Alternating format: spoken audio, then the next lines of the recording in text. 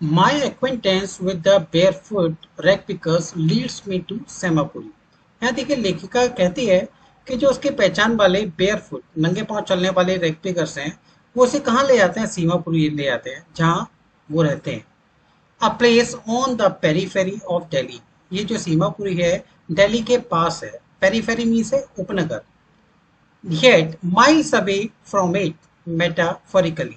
लेकिन अगर कंपेयर किया जाए, तुलना की जाए तो उससे दिल्ली से मीलों दूर है, क्योंकि इस जगह कोई भी तरक्की नहीं है। Those who live here are squatters. जो वहां रहते हैं सीमापुरी में वो शरणार्थी हैं, रिफ्यूजी हैं। वो came from Bangladesh back in 1971। जो 1971 में बांग्लादेश से आकर यहाँ रहने लगे। Sahib's family is one of them. Sahib का परिवार भी उनमें से एक है। Seemapuri was then a wilderness. Seemapuri तब एक निर्जन स्थान था, खाली जगह थी, वहां कुछ भी नहीं था। It still is. देखा जाए तो अब भी वह वैसा ही है, but it is no longer empty. लेकिन यहाँ कुछ लोग रहते हैं, अब खाली नहीं है। In structures of mud. कैसे रहते हैं वो? मिट्टी के घरों में। With roofs of tin and tarpaulin. जो छत जिनकी बनी हुई है टिन की है, और टैरपोलिन जो एक टेंट का कपड़ा होता है, त्रिपाल का कपड़ा, उसकी बनी हुई है। डिवॉइड ऑफ सीवेज, ड्रेनेज और रनिंग वाटर। वहाँ ऐसी कोई भी चीज नहीं है जैसे सीवेज है, ड्रेनेज है और रनिंग वाटर है, यानी जिसमें घर से जो गंदे पानी को निकालने के लिए जो नाली होती है, नाले होते हैं, ऐसी कोई भी चीज लोकेलिटी से पानी बाहर निकालने के लिए नहीं है। Live 10,000 rag pickers. वहाँ लगभग 10,000 रैग पिकर्स रहते हैं। They have lived here. वो यहाँ रह रहे हैं फॉर मोर देन 30 ईयर्स। पिछले 30 सालों से ज्यादा समय हो गया। Without and identity. और उनकी कोई भी पहचान नहीं है। Without permits. कोई भी उनका परमिट नहीं है। But with ration cards. लेकिन रेशन कार्ड्स दिए हैं उनको सरकार ने। That get their names on voters list. जिससे कि उनका नाम वोटर लिस्ट में आता है। And enable them to buy grain. जिससे कि उन्हें सरकारी सस्ता अनाज मिल जाता है कम दामों पर। Food is more important for survival than an identity. उनके लिए खाना ज्यादा जरूरी है उनकी पहचान से। It if at the end of the day we can feed our families and go to bed without an aching stomach, we would rather live here than in the fields that give us no grain.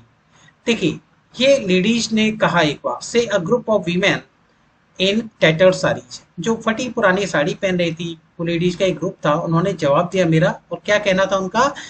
अगर शाम को हम दिन के अंत में अपने परिवार के साथ सो जाते हैं, उनको खाना दे देते हैं, वो खाना ठीक से खा लेते हैं, और सोते समय उनके पेट में भूख की वजह से दर्द ना हो, तो हम यहाँ रहना पसंद करेंगे, ना कि उस मैदान में जहाँ की हमें कोई भी ग्रेन नहीं मिलता। ऐसा लेडीज के ग्रुप ने कहा। कब कहा था? जब मैंने उनसे एक सवाल किया था। सवाल क्या था? देखिए,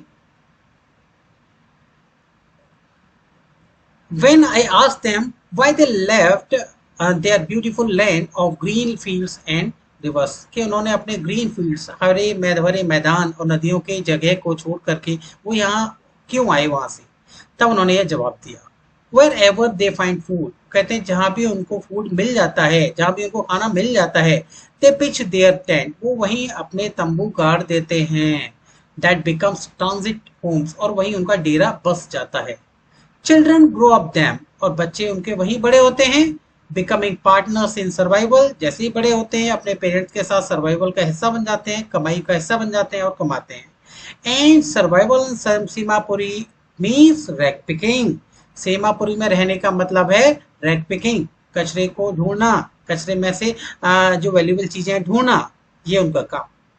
थ्रू द ईयर्स, सालों से, it has acquired the proportions of a fine art. पिछले कई सालों से ऐसा लगता है कि जैसे वह एक उसने एक फाइन आर्ट का रूप ले लिया है। फाइन आर्ट मीन्स ललित कला। Garbage to them is gold. जो कचरा है उनके लिए सोने के समान है।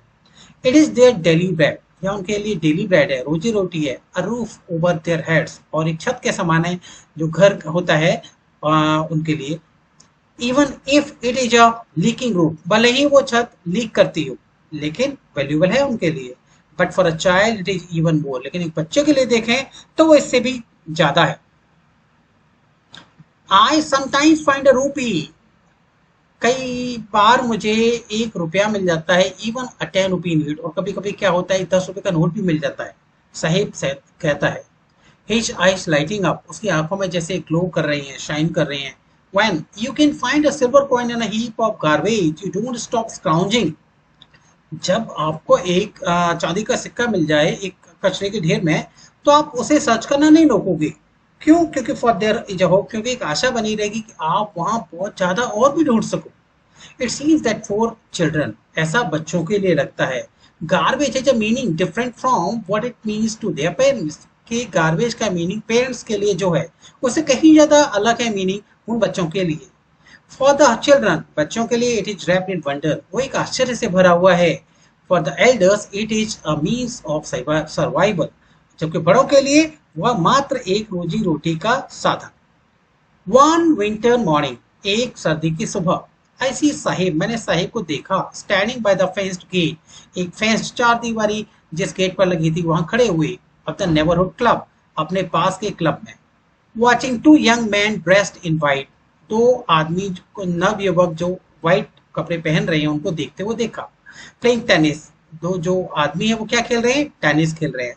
आई लाइक द गेम, वो कहता है मुझे गेम अच्छा लगता है। हम्स, हम्स मीन्स धीमी आवाज में कहता है। कंटेंट टू वॉच, और बड़े ध्यान से देख रहा है। It's standing behind the fence, और फेंस चार दीवारी के पीछे खड़े होकर उन लोगों को खेलते हुए ध्यान से देख रहा है। I go inside when no one is around, जब यहाँ कोई आसपास नहीं होता मैं अंदर जाता हूँ। ही एडमिट्स, वो इस बात को मानता है। The gate keeper lets me use the swing, और जो गेट कीपर है मुझे स्विंग का यूज करने देता है, झूले का आनंद लेने देता है। Sahib two is wearing tennis shoes, Sahib भी क्या है, हाँ टेनिस के शूज पहन रहा है। दैट लुक स्ट्रेंज, लेकिन वो बड़े अजीब से लग रहे हैं। Over is discoloured shirt and short, उसने जो शर्ट है वो बड़ी डिसकलर की, यानी क्लियर नहीं है, बड़ी ऑड कलर की है। और शॉर्ट है, जो हाफ पैंट जो उसने पहन रखा है, यानी जो मैचिंग नहीं मिल रही है कोई भी जो उसके शूज से, तो बड़ा और सा लग रहा है उसकी dressing sense.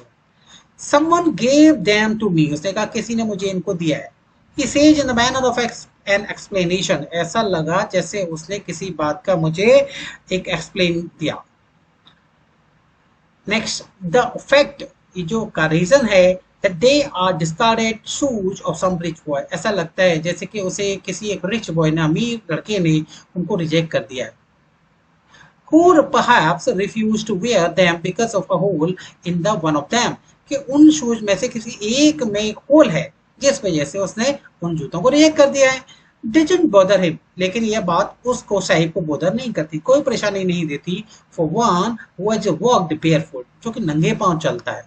Even shoes with a hole is a dream come true, लेकिन उसके लिए ऐसे शूज एक बड़े सपना जो कि सच हो गए ऐसे कम नहीं है।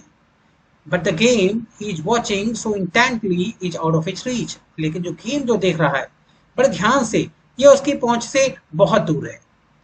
दिस मॉर्निंग, और आज सुबह देखें, Sahib is on his way to the milk booth, और मैंने साहिब को देखा कि वो मिल्क बूथ की ओर जा रहा है।